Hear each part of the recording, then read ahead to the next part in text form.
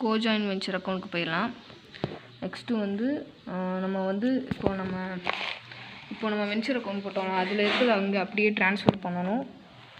என்னென்னலாம் ட்ரான்ஸ்ஃபர் பண்ணணும்னா இது அவங்க கேபிட்டல் முதல்ல போடணும். அவங்க கான்ட்ரிபியூட் பண்ணியிருக்கிற கேபிட்டல் போடுறோம். பை ஜாயிண்ட்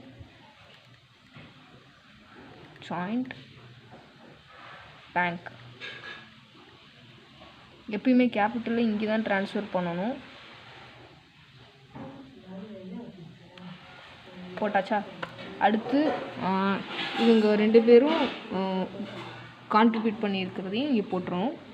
அதில் கிரெடிட் போட்டிருந்தாங்கன்னா இங்கே டெபிட்டில் போடணும், அங்கே டெபிட்டில் போட்டிருந்தா வைஸ் வர்சா.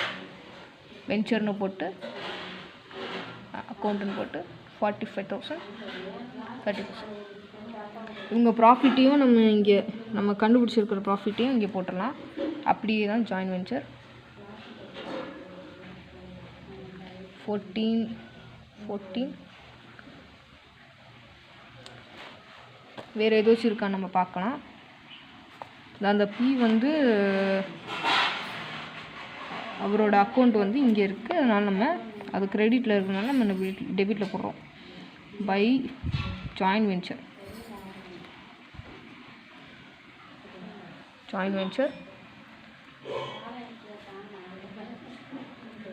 நெக்ஸ்ட்டு ஏதாச்சும் இருக்கான்னு நம்ம செக் பண்ணிக்கணும். ஒன்றும் இல்லை. ஸோ நம்ம டோட்டல் போட்டுடலாம்.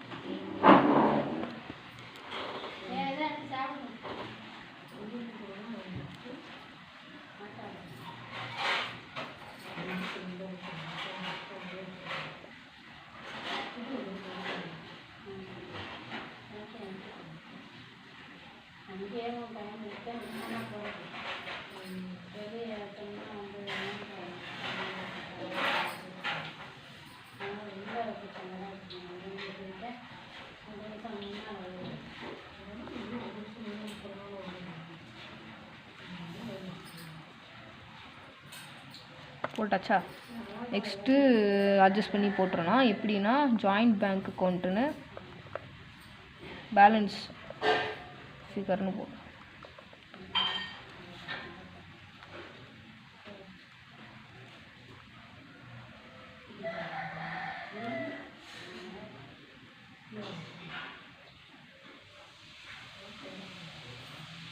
ஓகே. இப்போது நெக்ஸ்ட் அக்கௌண்ட் என்ன போடணும்னா ஜாயிண்ட் பேங்க் அக்கௌண்ட்.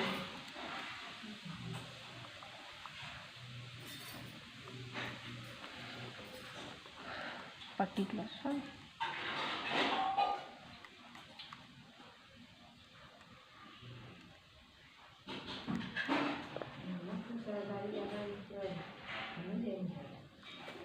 இப்போது நம்ம வந்து இதில் வந்து எங்கேயாச்சும் பேங்க் அக்கௌண்ட் இருக்கான்னு பார்க்கணும். இருக்குது 2 lakh. இதில் வந்து கிரெடிட்டில் இருக்கனால இதில் டெபிட்டில் போடுறோம். பை ஜாயிண்ட் வெஞ்சர் என்னென்னு போடுறோம். 2,70,000 2 years. ஏன்னா இங்கே இருக்குது, ஸோ நம்ம இங்கே ட்ரான்ஸ்ஃபர் பண்ணுறோம். எஸ் வந்து 1,80,000. பி வந்து 1,20,000. நெக்ஸ்ட் பை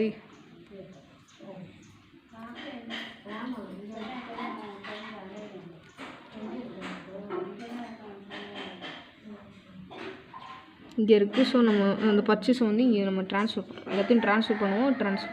டக்குன்னு பண்ணுவோம். பேலன்ஸ் அங்கே இருக்கிற பேலன்ஸ் இங்கே கீழே கொண்டு வந்துட்டோம். இது டேலியானால் தான் வந்து ஒட்டு மொத்தத்தையும் நம்ம ஒழுங்காக போட்டுருக்கோம்னு அர்த்தம். ஸோ பார்த்துடலாம். இல்லைன்னா நம்ம தப்பாக போட்டிருக்கோம்னு அர்த்தம். நம்ம மோஸ்ட்லி வந்து கோவெஞ்சர்ஸ்லாம் தப்பு பண்ணுவோம். இது கரெக்டாக டேலி ஆகுது. So thank you.